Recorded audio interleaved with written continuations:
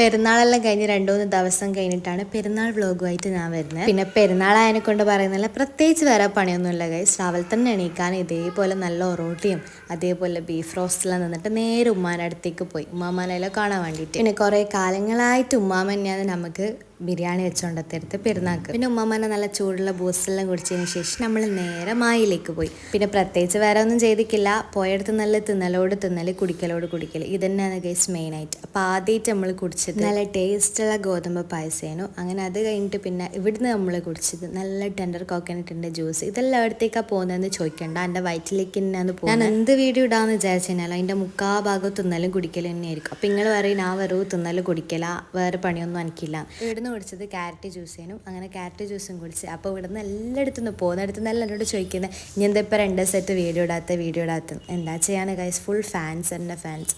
ഇതോടെ തീർക്കാമെന്ന് വിചാരിച്ചിരുന്നു, പക്ഷേ എന്താക്കാനാ പറ്റിയില്ല ഗൈസ്. അങ്ങനെ നമുക്ക് ഐസ്ക്രീം ഉണ്ടായിരുന്നു. അങ്ങനെ അതും കൂടി തിന്നിട്ട് നേരെ വീട്ടിലേക്ക് വീട്ടിൽ വന്നേരം നല്ല ചിക്കൻ ബിരിയാണിയും ചിക്കൻ പൊരിച്ചതൊക്കെ ഉണ്ടായിരുന്നു. അങ്ങനെ അതും തിന്നിട്ട് പിന്നെ കുറച്ച് നേരം റെസ്റ്റ് എടുക്കുക. ഇത് തന്നെയാണ് ഗൈസ് പെരുന്നാക്കത്തെ മെയിൻ പണി എന്ന് പറയുന്നത്. അങ്ങനെ പിന്നെ ഞാൻ പെട്ടിയും കടിക്കൽ ഒരുക്കിയിട്ട് പോകാൻ നിൽക്കലാണ് ഗൈസ്. അപ്പോൾ എവിടെയാണ് പോയെന്നുള്ളത് അടുത്ത വ്ളോഗിൽ കാണിച്ചു തരാം. അപ്പോൾ ഓക്കെ, ബൈ.